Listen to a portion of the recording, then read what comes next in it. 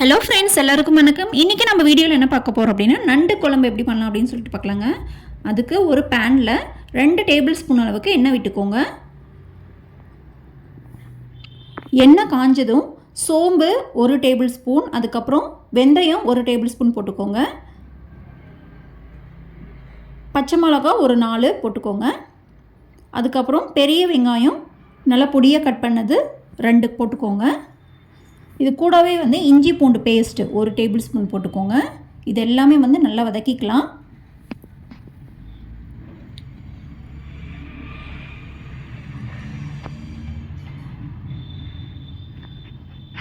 நண்டு குழம்பு ரொம்ப நல்லது. இந்த மெத்தடில் ட்ரை பண்ணி பாருங்கள், ரொம்ப டேஸ்ட்டாக இருக்கும்.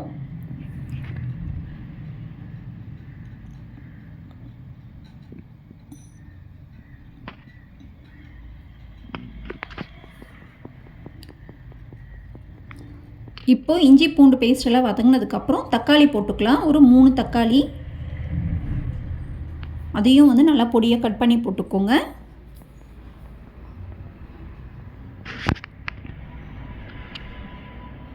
பெரிய தக்காளினா 2 இருந்தால் போதும். இப்போ மசாலா ஐட்டம்ஸ் ஆட் பண்ணிக்கலாம். தனியாத்தூள் 1 டேபிள் ஸ்பூன் போட்டுக்கோங்க. சீரகப்பொடி 1/2 டேபிள் ஸ்பூன் போட்டுக்கோங்க.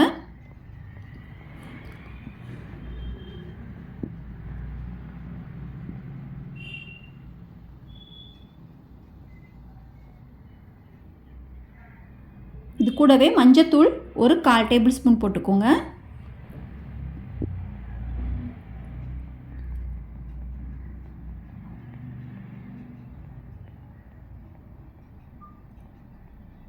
அதுக்கப்புறம் தேவையான அளவு உப்பு போட்டுக்கோங்க. நீங்கள் பொடி உப்பு யூஸ் பண்ணுறதுனால ஓகே.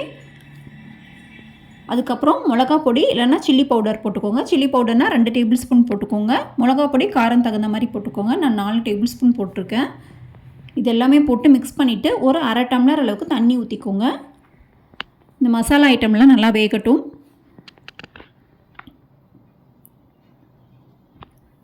தக்காளியும் நல்லா சாஃப்ட் ஆகிடுச்சு, மசாலாவும் வெந்துடுச்சு. இப்போ நம்ம க்ளீன் பண்ணி வச்சுருக்க நண்டு போட்டுடலாம்.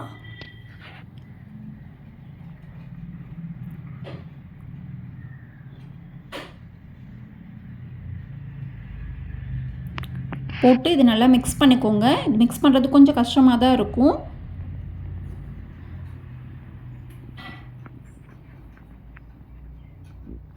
மசாலாவோட இந்த மாதிரி நல்லா மிக்ஸ் பண்ணி விட்டுட்டு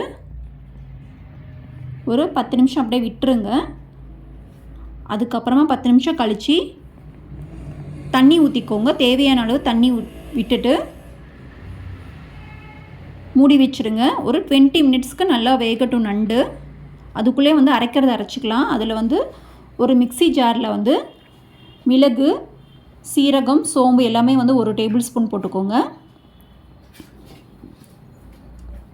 இது கூடவே தேங்காய் 1 கப் அளவுக்கு போட்டு அரைச்சி எடுத்துக்கோங்க. இப்போது நண்டு குழம்பு நல்லா வெந்துடுச்சு பாருங்கள்.